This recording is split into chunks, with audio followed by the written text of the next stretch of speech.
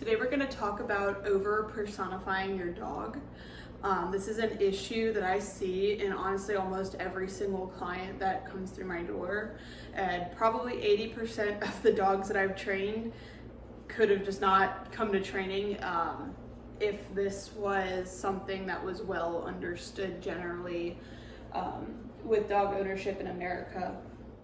And I say like dog ownership in America because it is pretty different here versus what you'll see in like a European country with how we perceive our dogs, how we treat other people's dogs, and the whole thought process that we have here in the West versus some stuff that you might see in Europe. This is a continuing issue here in the United States, and I feel like it's only going to get worse because there's not, like, you know, in the dog trainer community we talk about this stuff all the time, but the general perception of dogs follows all of these things that I'm about to talk about that are major issues for the dogs with their behaviors and things like that. So, you know, the big first thing I want to talk about is you need to be able to separate your pet from your dog. And I know that sounds kind of stupid because your dog is your pet, but I like to kind of compare this to children. And I know we're talking about not personifying your dog, but I do like to use these examples to kind of help you understand what I'm trying to get at here. Full disclosure, I do not have kids, but this concept is not genius, I promise. So most people understand you cannot be best friends with your kid, right? Your job is to be their parent. It's not to say, hey, that's cool that you're going to a party on a school night to go get and drink with your friends and go drive afterward and do that stuff. No, your job as a parent is to say, no, you're not going to go out on a school night, and you're also not going to drive drunk, right? That makes the kid obviously is going to be like, kind of mad at their parent because you're taking away that fun thing.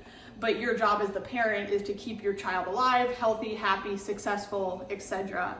And the same is going to go for our dogs. You know, even though they're not going to go drive drunk and do all this crazy stuff, there's still times where I see owners, like the dog is doing absolutely like rude behaviors and things, and the owner is just like, oh, but he's my little baby. And I'm not saying you can't have love for your dog at all. I absolutely baby talk to my dogs.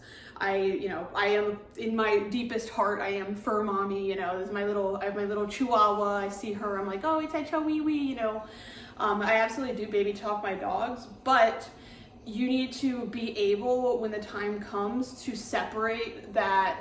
Yes, that's your little, baby, whatever, from this is also an animal, and I need to respect the fact that this is an animal. And honestly, I feel like a lot of this is actually a lack of respect that we have for the dogs.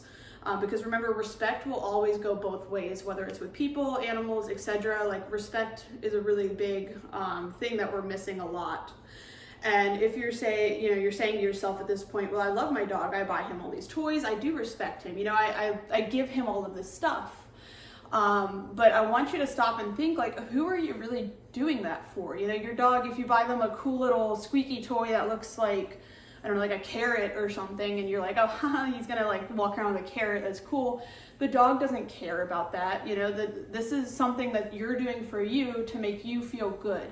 And that's not always a bad thing. I want people to go out and enjoy their dogs and stuff, but understand, when we're having behavior issues, when you're getting to the point where the dog's being rude or even showing aggression, or minor behaviors, whatever, understand that maybe, you don't want to put a prong collar on the dog if the dog needs it. Like, you're like, oh, I could never do that, I don't want my baby to be uncomfortable. But are you saying that because it makes you uncomfortable? Because the dog may need that equipment to create a understanding in their life, And I hear that a lot about like deprivation training and things, which I literally just posted a video, I think maybe yesterday, on deprivation training, and like what it is. I highly recommend watching that, because it's got a lot of good information as well. But a big thing I see with like owners coming to me and I'm like, yeah, we're gonna kind of take all of your dog's freedoms away and slowly give them back, they get, they get a little bit, not offended, but a little bit worried about like, well, I don't want my dog to hate me, et cetera, et cetera. And it's like, you're putting your personal emotions over your dog's needs. And that is really the big issue that I'm seeing. I even see it with people who don't own dogs, and you're walking past them on a sidewalk with your dog maybe, and they instantly go, oh, hi baby, oh my God, and start reaching for your dog without asking and stuff. They're putting their emotions, you know, their want to go get the dopamine rush from touching the cute little fluffy dog, they're putting that over the fact that the dog might need space. The dog might bite their hand off, you know? So, you know, I want you guys, if you take anything away from this, I want you to take the way to, you know, the idea to separate what's making you feel good versus what actually is needed. If we just navigated our lives hunting dopamine and not, you know, doing the things that we have to do, because life is not always the best and most fun at all points of time, nothing good would happen. So you really need to understand what you're doing things for, what is your intention, and double check that you're not doing things just for the sake of your feelings. So we want to create kind of that two-way respect with our dog, and that comes through advocating for your dog, being consistent with your dog, you know, being that strong leader. And I don't want this to get flip-flopped into dominance theory. That's not what I'm trying to do. You know, if you have a trainer that's like, you need to be the alpha of your dog, run far, run away.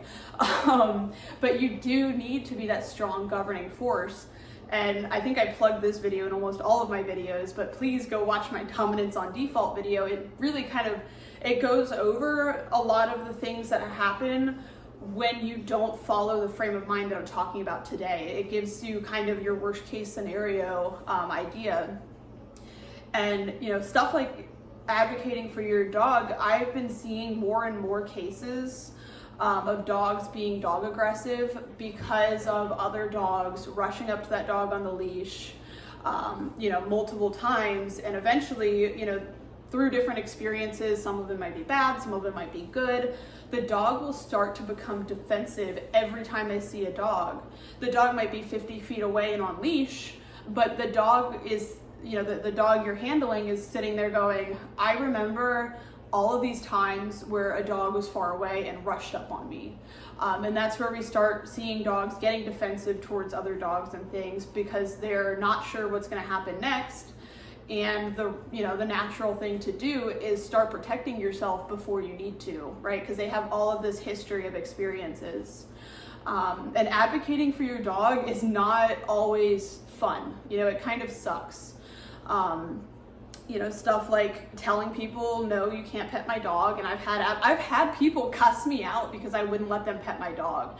And I think that is just like so stupid. That is like a horrible way to be.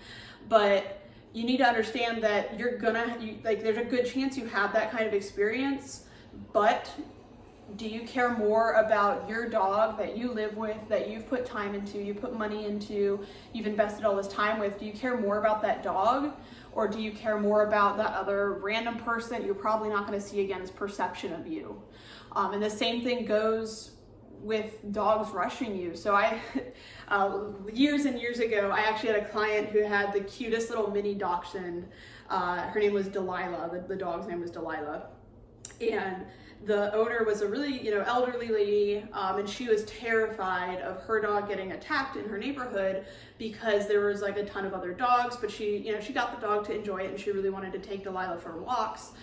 And so this like I'm talking like really older lady, she would walk around her neighborhood with a baseball bat because she was concerned about other dogs rushing her dog. And I'm not saying you need to go run around with a baseball bat, but I do want you to be prepared. If a dog rushes up on your dog, you should be the one kind of, helping to defend your dog. You don't want to say, oh, it's, I'm going to put you on this leash, which does make the dog vulnerable, and you're just supposed to deal with anything that comes your way. No, you should not be doing that. There's tons of stuff out there you can use to help protect yourself and your dog. Pet corrector, you do have to condition that with your dog so it doesn't scare them. I know people that walk around with like wooden dowels, like bigger than this is a thing that holds my plant up, so it's gross, but it's like this is a tiny one. But those little like wooden craft dowels, so you can like kind of push dogs out of the way if you need to. Because even if the owner is 20 feet away, and I've had more experiences of this than I can count, they'll be like, oh, he's friendly, or they'll be trying to recall the dog and the dog does not care, the dog is not coming back to them. Like, I don't care what that person says to me. If your dog is about to touch my dog, that is grounds for me to do whatever I need to do to keep my dog safe, and in some cases keep your dog safe too. So, you know, you really need to weigh pros and cons of these kind of scenarios, and really, you know, I don't want you to sit here constantly thinking about the worst case scenario, but sometimes you really need to, because if a dog rushes up on my dog, best case scenario, maybe my dog gets the zoomies, they like have a little playtime on the leash, and the owner gets the dog and leaves, and it was like an okay experience. Worst case scenario is my dog dies, right? My dog gets mauled basically.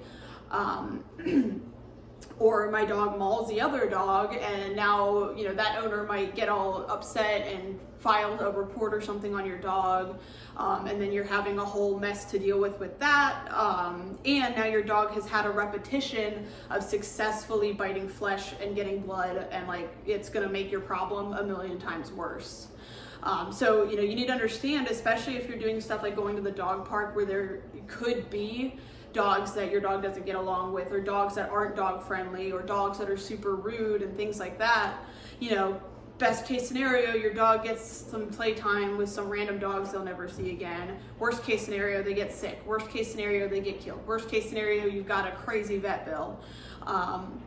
And stuff like going to the dog park, you know, that's kind of almost waving away your rights, honestly, like with suing people. You know, honestly, like depending on where you are money-wise, you know, suing people over a dog bite is not always an option for everyone anyways.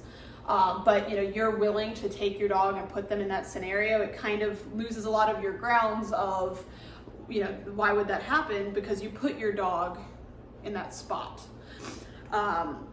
You know, it's really important to keep in mind too, dogs are animals at heart. They don't have critical thinking skills like humans do. They don't have written laws like humans do. That is, you know, something that they naturally will understand at a young age. They don't go to, you know, elementary school through high school like we do. But you can still teach them laws and rules, but it's up to you as the owner, or your trainer can introduce them, but you still need to enforce them later on. You know, if every cop on the face of the earth today decided no one's getting pulled over for speeding, do you think people are going to drive the speed limit? I don't think they will, because I will not be driving the speed limit. So, you know, dogs are animals. They're always going to do what works and what's been successful for them.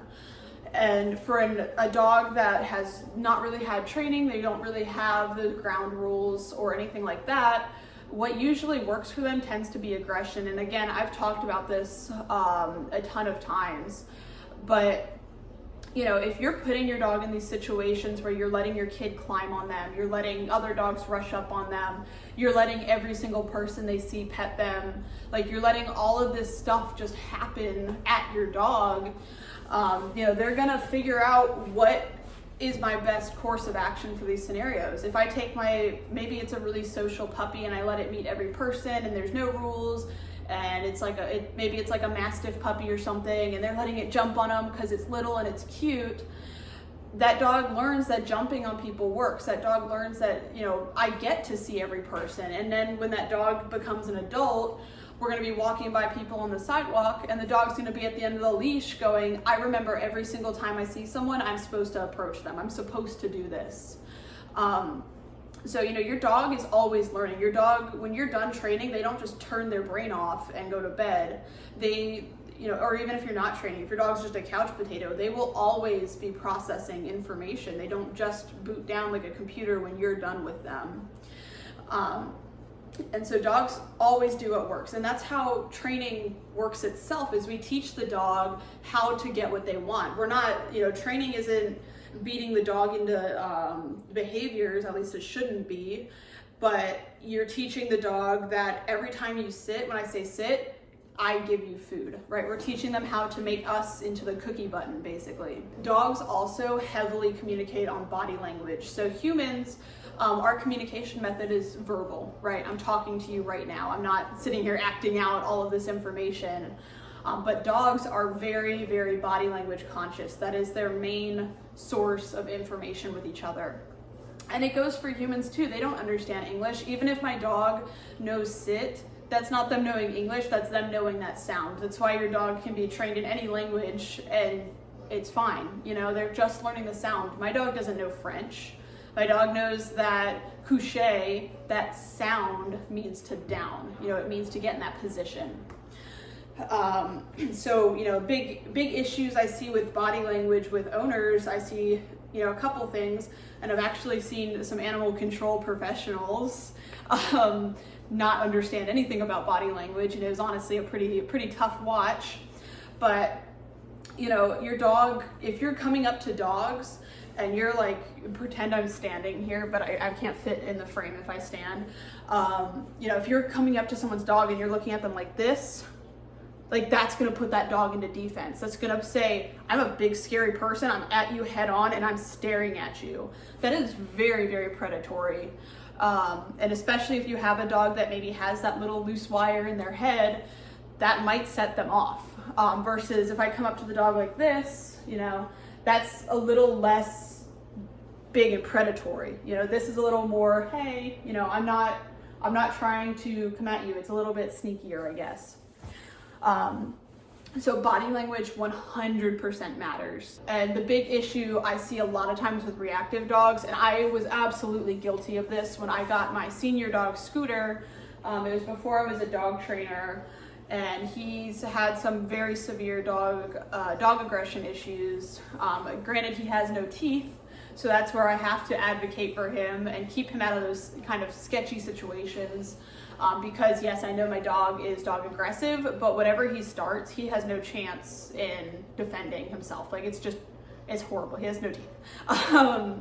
So when you have a reactive dog, you know, people get so embarrassed about the fact that the dog is reactive, which I understand. You know, I've been there. I've been that client. And it, you know, your dog is very loud when they're being reactive. They're very, you know, it's scary to see your little baby, right? Because we're going back to, you know, at that point, I'm still just a pet owner. So this is my baby. It's not just an animal. But the owners are like, it's scary to see your dog in that sense where they are being predatory. They're being aggressive. It's very uncomfortable to watch. So owners get very, very upset about reactivity, which is granted, that is a serious issue that you do need to address.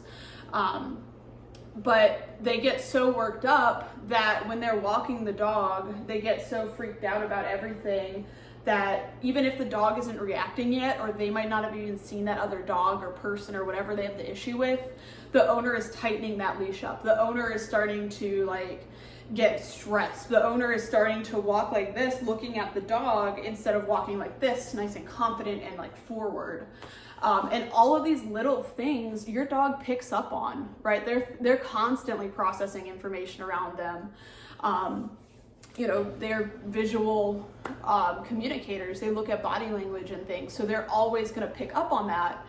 And what you'll start to see is with that reactive dog, when you start tightening the leash, the dog starts to get stressed. When you start walking like this, the dog's like, I know I need to start getting defensive because something is happening, right? So they're picking up on that body language. Granted, you can't control your adrenaline levels, right? And that is something the dog can detect, but you can practice, you know, breathing when that happens, you know, and practicing over time, handling these situations will help to alleviate some of that stress. And I know when I say all of this, it's much easier to say as a dog trainer's perspective, where I'm getting dogs that I have no emotional connection to. Like, of course, I love my client dogs and stuff. I do have like an emotional connection to them, but it's not the same connection I have to my dog, right? And vice versa. If I gave you my dog, you're not gonna have the same emotional connection to them as I would, you know? So, you know, it does get hard when it is a personal issue, but my number one thing is realize that almost have your dog have a Jekyll and Hyde personality. When they're having cuddle time with you on your couch, then yeah, that's your little like foo-foo, fluffy, little baby, whatever. But when you're out and you're doing a training session, or you're working on reactivity, or you're like doing something, that's not your dog. Like, that's not your little baby lovey dog. That is something that you're responsible for, and that you are helping to navigate the world. So doing a deep breath when you're about to maybe do something a little sketchy, not sketchy hopefully, but like something where you're like passing maybe on the other side of the road to a dog. Taking that deep breath, being really conscious, nice roll your shoulders back. Practice without these scenarios. Practice walking confidently. Practice walking, without worrying about what the dog is doing, and stuff like that. And be very, very mindful of what your leash is doing, what your hands are doing. Are you sticking your hands in your treat pouch while you walk? That is one of my absolutely bad habits, and I'm sure if you look back on training videos of me, you will see it. Just sticking your hand in your treat pouch can even throw your dog off. A lot of times the reactivity gets more severe because of the owner sending these signals, and it's going to continue to stress the dog out as well. And a lot of times the equipment matters too. So when we have reactive dogs, and maybe it's a larger dog and it's got some leash walking issues, the owners put it on a prong collar, that's fine. But the thing is like the prong, that acts as an activator, right? That's gonna hype the dog up. So if you have a very like reactive dog and you start popping that prong collar, you start tightening your leash up on that prong collar, they're feeling teeth on neck, and their instinct is to put it back. They're getting into that mode. And that's not saying prong collars are bad. I absolutely utilize prong collars, but you need to kind of do that rehab before you bring back the prong collar into the picture. And I promise you, your dog would much prefer you being a nice strong leader and respecting them and respecting their space over, giving them everything they want all of the time. And I think about video games for this. So I'm not very good at video games, so I only play 2 because I get stressed and that's not enjoyable to me. I play Minecraft and I play The Sims. And if you ever play those games, you know that there's options in those games to play it the intended way or the correct way, whatever, where you're kind of having to earn all the money, earn all the levels, do all this stuff by hand. And then there's also points to those games where you can go into, like in Minecraft, there's creative mode, right? Where you can have access to everything, right? Without having to do any work. In The Sims, you can get unlimited money, etc., right? And I think about those games a lot because you may enjoy playing regular Minecraft. This seems like such a weird stretch. You might enjoy playing Minecraft, and then when you turn it on creative mode, it's not fun anymore because everything's done for you already. There's nothing happening. It's boring. And the same can go for the dogs too. What fun is training for my kibble when it's already available if you're free feeding or something like that.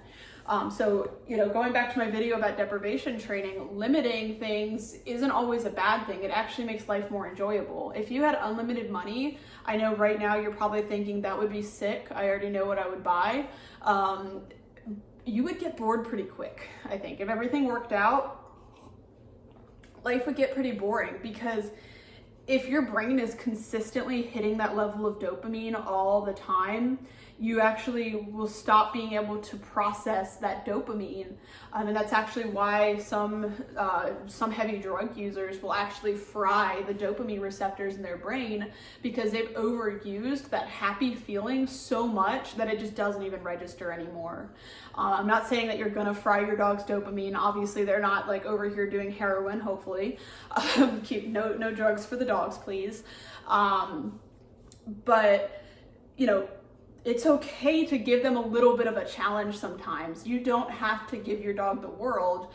And as much as I absolutely love my dogs, like I would jump in a front of a bus in a heartbeat for my dog Gracie and all of my dogs. I feel like I should not have just singled out one of them.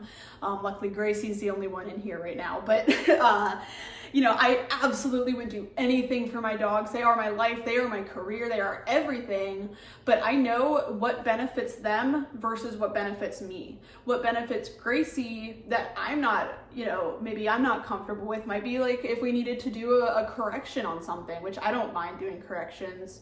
But if I'm putting myself in a pet owner's perspective, I don't want to see my dog, you know, maybe be uncomfortable for a second if I have to pop the prong, or if you're working on like, you know, safety things, right? So I'm going to use snake training as a example here. There's a thing called snake avoidance training. It's more common places like here in Texas where you have rattlesnakes and all kinds of stuff that your dog may stumble upon, and they might see that and go, oh, I'm gonna go catch it, and then they get bit by the rattlesnake, and that's not good. So you can train the dog by using, I feel like they use a devenomized snake. I'm not really sure how that works. I have not done snake training myself here, but essentially they have the snake, and every time the dog approaches it, you kind of fry them on the e-collar. Like, you make it hurt. Seeing that snake is something you want to run away from. And as a pet owner, you're probably going, I would never want to hear my dog yelp from that e-collar, right? And we're talking very, very high levels. This is not standard e-collar training at all. But you have to understand in that moment, yes, the dog is going to be uncomfortable for a minute. It's not going to cause him bodily harm. It's actually going to protect him in the long run, right? We're preventing him from getting bit by the snake. The pro outweighs that little bit of uncomfortability for the owner. And being able to put your dog ahead of your feelings is going to make a world of difference in your training. When my dog was a puppy, little baby Gracie, she was an adorable freaking puppy, albeit that she was a horrible puppy. She was very cute. And of course, you know, I would love to go snuggle up with my puppy and do whatever I want with my puppy and have her out 24/7 and show her to all my friends and do all this stuff. I also understood at that point that it's very important for her, if I want to enjoy and she wants to enjoy a larger percentage of life, you know, going out and doing stuff, not having to be in the house all the time. You know, we can go out and go to Lowe's, we can go to the public park, we can go to like outdoor events and stuff, because I took some of what I wanted, I took that away, and I was able to give her that good foundation as a baby. And now Gracie's doing awesome. Gracie loves everything. She gets to do all sorts of crazy stuff that maybe, you know, it's hard to say, but maybe if I didn't do that beginning period of strong structure for her, maybe she wouldn't even be at this point. Maybe she would have some other sort of issue going on. So, you know, it goes a long way to be able to put your dog first and understand your dog's needs may differ from your wants. You know, it's not just human brain central in here. And same goes for other people's dogs. You want to pet all of the dogs on the street, but understand that that dog might, like, that's probably not the best thing for the dog. I'm out doing stuff. I'm out to do stuff with my dog. I'm not out to do stuff. If I take my dog into Lowe's, I'm not really buying anything. I'm only there to train my dog. Usually, you know, if I do need to buy something, because I do try to purchase things when I train in stores, I do try to purchase things because I am using their space, even though a lot of like Lowe's does not care about my $2 bottle of water or whatever, but it makes me feel better. Going back to human feelings, I'll put my dog away in the car, you know, making sure that everything's good temperature wise, and then go back in to do what I need to do, because yes, it would be more convenient to buy what I needed to buy while I was already in there, but is my convenience worth my dog maybe having a bad experience in the checkout line, having to sit there after they're maybe already tired from that training session and consistently getting corrected that whole time? Like, is it worth it? And consistency is huge in dog training. And going back to that dominance by default video, which even if you don't have a dog that you think has that issue, I really do think that's something everyone should be aware of, because that is, like, I think most of the dogs I've had here in Texas for training, that is the big issue that the owners are having. And it's something that's difficult to pinpoint, because it's not, you know, to the untrained eye, it's not a consistent reaction. You know, it's not every single dog we pass on the street. It's not every single person that comes in the house it's random, but it's not. So, really think about some of the choices you make with your dog on the daily. Like maybe, maybe you walk them in a harness because you're scared that they're going to, damage their throat because they pull on the leash or something, which is fair, right? But are you walking them on the harness, in your head, you're walking them because it's the nicer thing to do, but you're also being a little bit lazy because you didn't teach your dog to walk on the leash, You can teach a dog to heel without equipment, really, if you wanted to, if you have a safe area.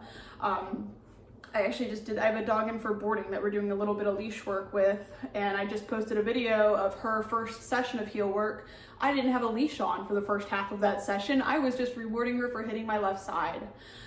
So, keep in mind your intentions when you make decisions for your dog. And if your trainer is maybe suggesting something to you that does make you a little uncomfortable, and I hear this a lot with e-collars. I'm a pretty big fan of e-collar training, and one day I will do a video about the pros and cons of the e-collar, but I do hear a lot of uncomfortability surrounding that e-collar from owners.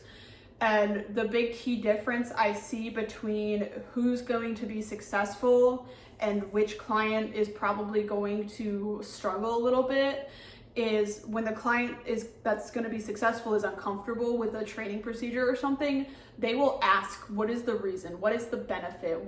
They will actually gather the information to make that informed decision for their dog. I'm not saying you have to go with every single thing your trainer says. You know your dog better than they will ever. But the client that is going to be successful will ask the why. They will ask, what other methods can we use and what would be the difference in the training? Because sometimes, you can get away with, we're talking about the e-collar here, you can get away with not using the e-collar, but it might take longer to get to the same point, and if you're super duper like that uncomfortable with the e-collar and you're willing to put the work in like that, that's fine, but the client that instantly goes, no, I'm never going to electrocute my dog, which is not the electrocution that they're thinking of. It's not, but you're not going to argue with the client like that, of course. But if they're instantly not even considering it, they're just making that decision right there. That's going to be an issue because they are putting their own beliefs and what they've read on like Facebook or whatever over what their dog may need. Dog trainers a good dog trainer, right? We've got a couple examples in here of a not good dog trainer, which they do exist. But a good dog trainer will not do things just to do them, right? I'm not going to slap an e-collar on your dog if they don't need it. One, it costs the trainer money because my board and trains include all the equipment. So if your dog needs an e-collar, that comes out of like the payment you made me, you know what I mean? I don't charge extra for these things. If I feel like the dog truly does need the e-collar, it's not just because I'm lazy and it's easier to do something, with the e-collar. So it's always better to ask why and get the information first before you make that decision. And it's okay to get the information and still say, no, I don't want to do that. That is totally fine. But as long as you're more educated after that conversation than when you went into it, that's a win to me. Big thing that I wanted to come on here and talk about is that you need to understand and respect that your dog is an animal. Your dog will do things that you don't like. You will do things your dog doesn't like. But if you can create consistency in your household and consistency with everything and strong rules that do not get broken successfully, you will have a much better relationship with your dog. It will actually improve your relationship with your dog.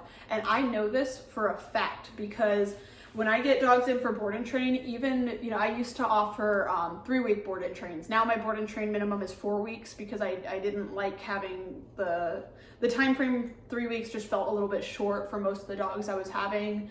And I like to be extra, thorough with the dogs. If we need to move slower, I want to be able to have that time. So now I do offer the 4 weeks as my lowest package.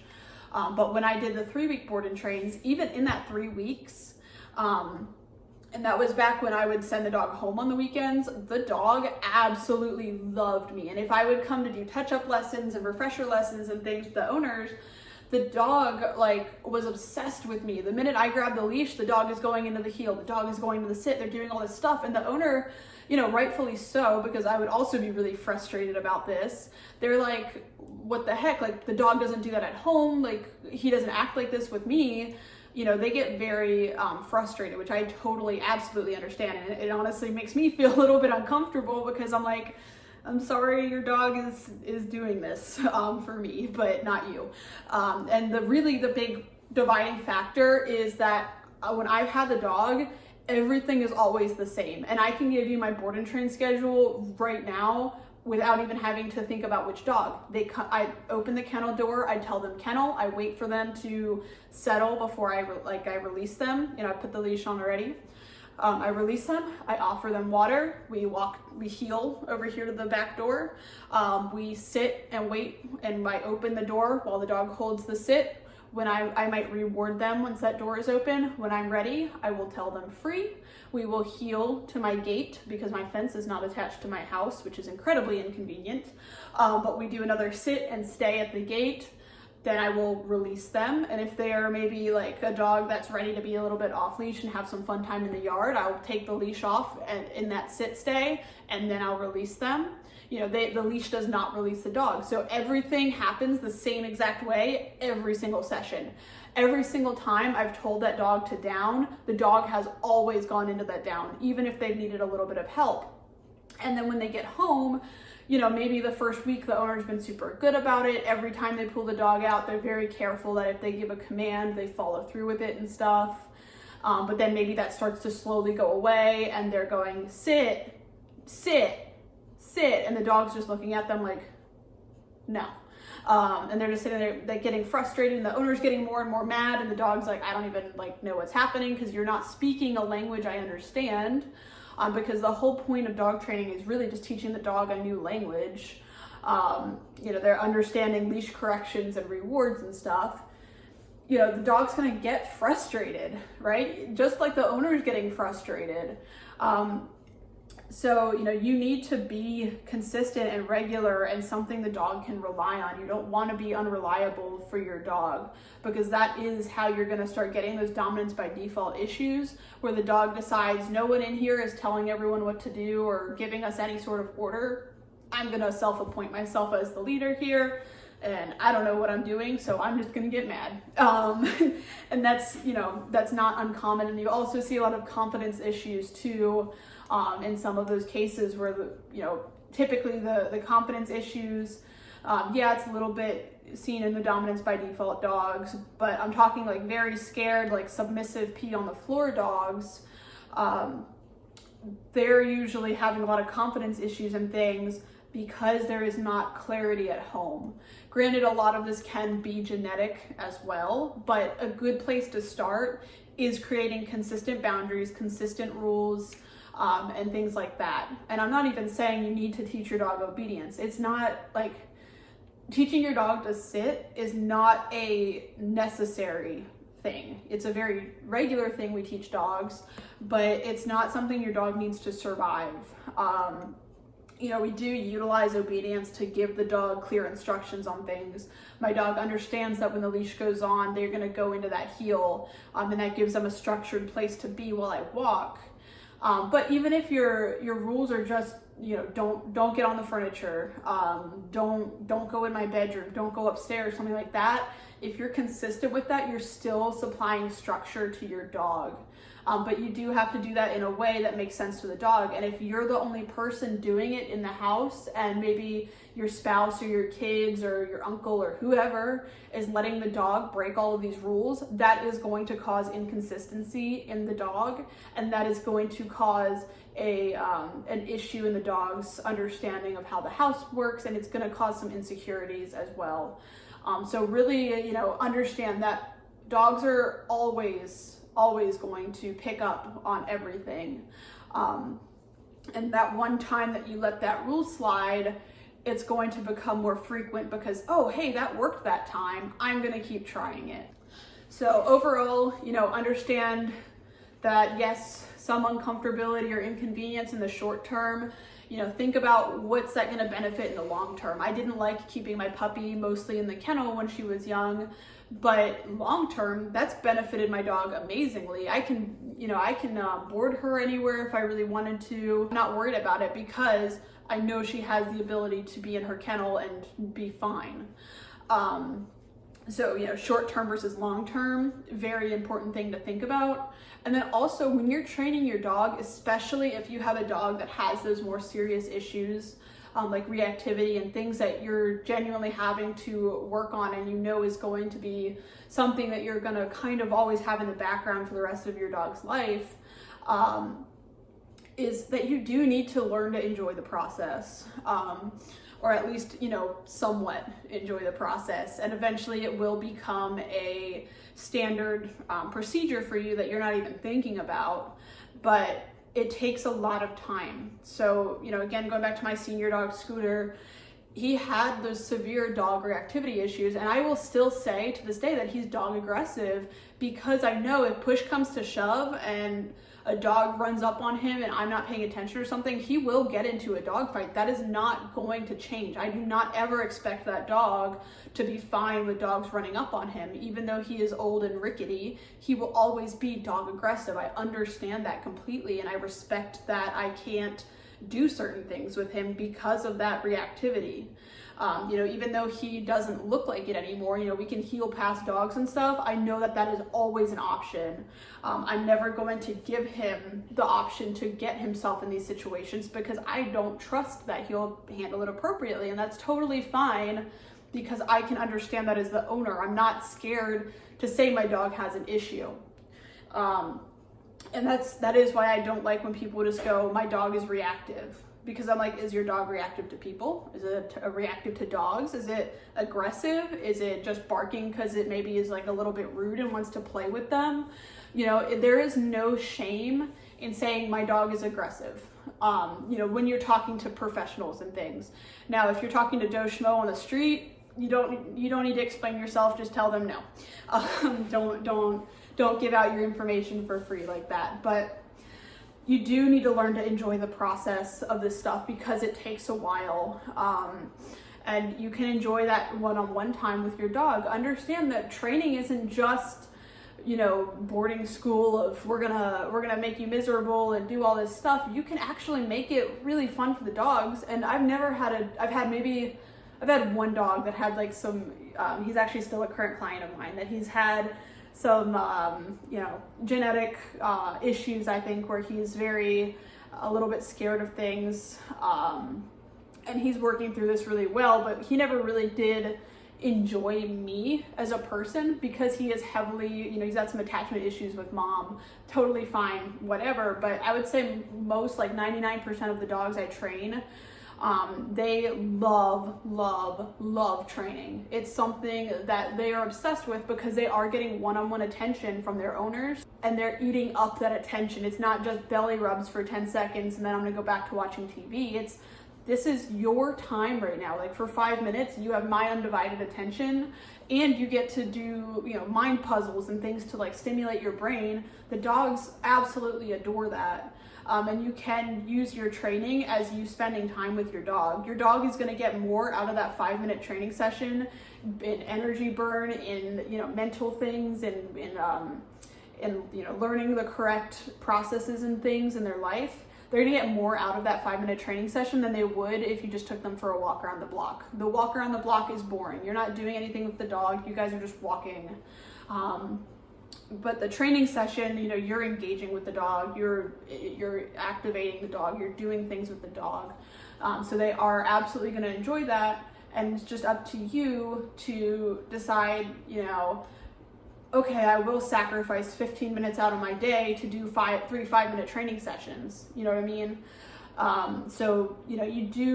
When you have a dog with more severe problems, you do need to learn to kind of enjoy the process a little bit, because you are kind of in it for the long haul, and those issues will most likely rear their head again at some point in the dog's life, because dogs will always be testing to see kind of what works next, So all in all, understand that when you get a dog, you're not just getting a decoration in your house that you can kind of talk to when you want to. this is potentially, you know, if we get a dog that is genetically reactive or has some experience that, you know, messes up their neutrality and things like that, when you get a dog, there is the potential that for 10 years of its life, you know, you will be doing that maintenance work on the dog. They are not just self-sustaining critters most of the time. You know, you do get exceptions for that rule. There are dogs out there that are just fine with no training whatsoever, but even then, you can always improve on something. You can always make that dog a little more confident. You can always make that dog happy, honestly, training them. And you know, you can still have those feel-good feelings towards your dog, but train them to be when you're doing things that your dog also actually enjoys. Make it not one-sided. You know, enjoy training with your dog.